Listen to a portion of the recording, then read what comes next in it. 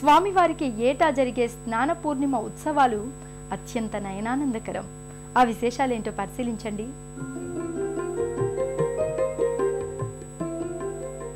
పూరిలో ఏటా స్వామివార్లకు జరిగే స్నాన పూర్ణిమ ఉత్సవాలు అత్యంత ఘనంగా నిర్వహిస్తారు. ఈ ఉత్సవాలను ప్రతి ఏటా మే, జూన్ నెలలో వచ్చే పౌర్ణమి రోజున నిర్వహిస్తారు. ముందుగా శ్రీ జగన్నాథ, బలభద్ర, సుభద్ర, సుదర్శనుల మూర్తులను మదనమోహనుని ఆలయం నుంచి బయటకు తీసుకొచ్చి మేఘనాథ ప్రచేరి ఉత్తర దిశయందుగల స్నానవేదికలపై స్వామివార్లను ఆసీనులు కావిస్తారు. అనంతరం దేవాలయ ఉత్తరద్వార సమీపమందున్న నూతి నుంచి 108 కడవల పవిత్ర జలంతో స్వామివార్లకు స్నానం చేయిస్తారు. అంతకుముందు స్వామివార్లకు దంతావధానం కూడా నిర్వహిస్తారు. అలాగే పూరి రాజుల చేత పూజలు చేయిస్తారు. స్వామివారికి ఏటా చేసే రథోత్సవాన్ని అత్యంత ఘనంగా నిర్వహిస్తారు. ఈ రథయాత్రలో వాడే శ్రీ జగన్నాథుని రథాన్ని నందిఘోషు అని పిలుస్తారు. ఈ రథం 16 చక్రాలు కలిగి ఉంటుంది. పూరి రాజు ఆధ్వర్యంలో ఈ ఉత్సవాన్ని సంప్రదాయ సిద్ధంగా నిర్వహిస్తారు.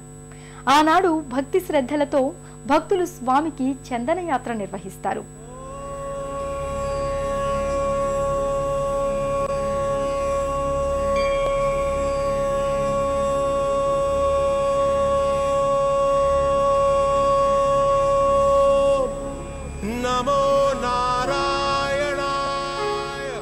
స్వామివారికి ఏటా చేసే రథయాత్ర ఉత్సవాలను అత్యంత ఘనంగా నిర్వహిస్తారు.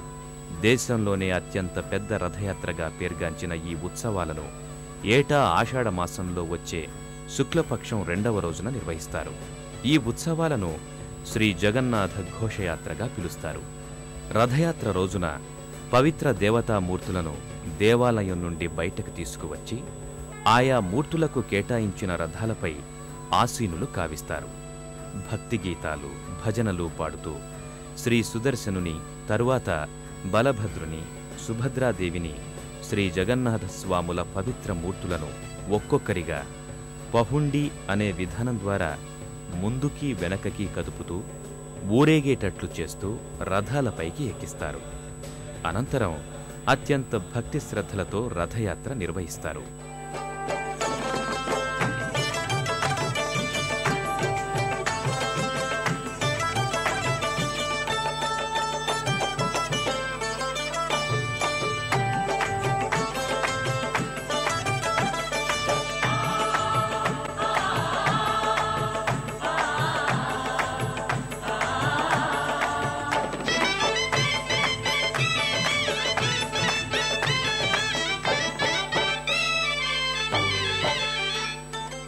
శ్రీ జగన్నాథుడు ఈ జగత్తంతటికీ ప్రభువు, పురుషోత్తముడు, మానవోత్తముడు ఆయన.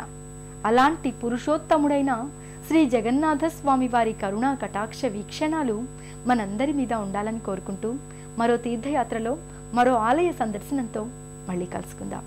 అంతవరకు సెలవు మరి. నమస్కారం. పుణ్యక్షేత్రాల దర్శనం, అపురూప ఆలయాల సందర్శనం, తీర్థయాత్ర కార్యక్రమాన్ని ఇప్పుడు యూట్యూబ్ ఆన్లైన్లో www.youtube.com/etv2india లింక్ ద్వారా కూడా వీక్షించండి.